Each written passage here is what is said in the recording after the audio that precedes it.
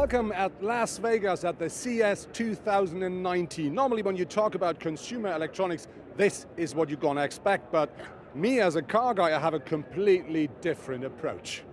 At the booth of Kia, you will find a new interior concept, and that is very nice because that adapts the mood of the passengers and makes the complete environment the way that you would like it. In addition, Kia shows a four-wheeled electric scooter platform. The so-called Seat car offers up to 100 kilometers of range. For this, the driver must pedal, but he will be supported by an electric motor. This also is part of the CES. Here at Diamond Audio, we normally talk about speakers and subwoofers, but they present their stuff at very, very cool cars.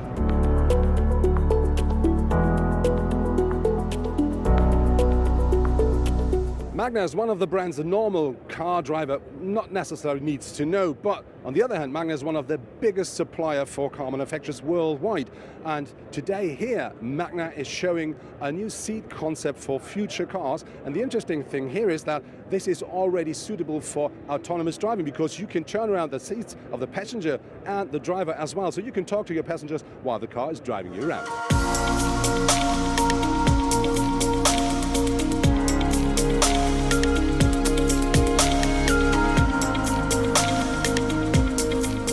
At the CES, you now no longer only find automotive brands who are presenting their new stuff, you also find the very first yard who's making your life a lot easier.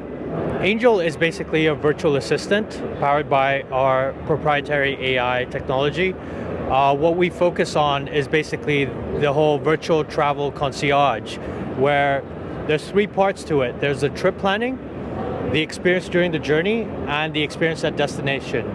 So the trip planning part is the biggest problem that people have, where it consumes a lot of time to plan a trip, and the experience during the journey is, I'll give you an example, is let's say you're out of amenities like water or something.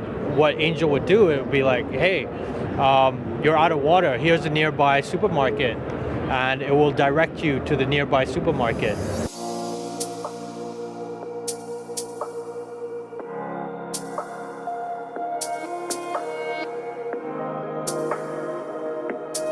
At the Mercedes booth, I just took a seat here, let's say in the future of mobility, and this is called Vision Urbanatic. This is a people mover at the day, and because this is modular, you can just change it and you can use it as a transport unit for the night. But of course, Mercedes also offers something for all the car guys for today.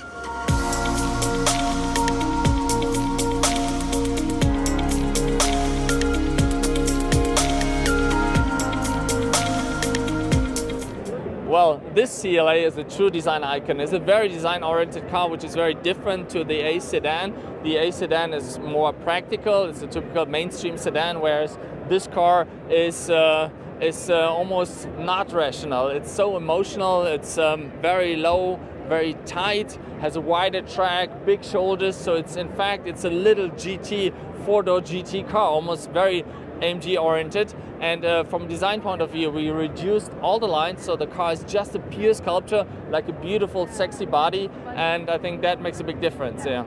Here at Audi, we not only have the opportunity to have a closer look at the very futuristic concept car called Icon, Audi also presents a new kind of a rear seat infotainment system where people can use VR lenses, and whatever movement the car is doing, that really has a direct impact in what you are looking at through your lens.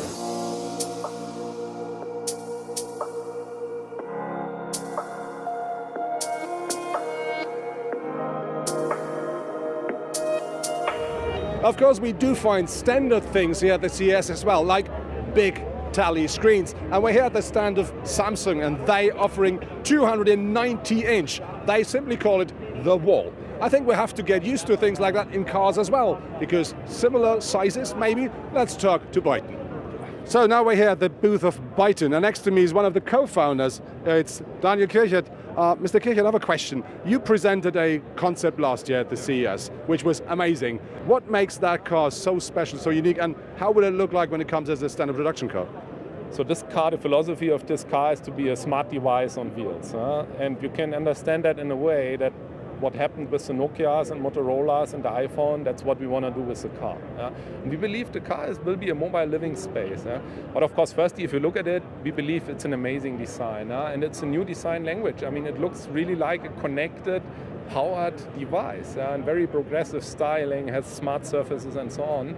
And secondly, it has really the best of, let's say, premium German engineering. It's super safe, high quality craftsmanship.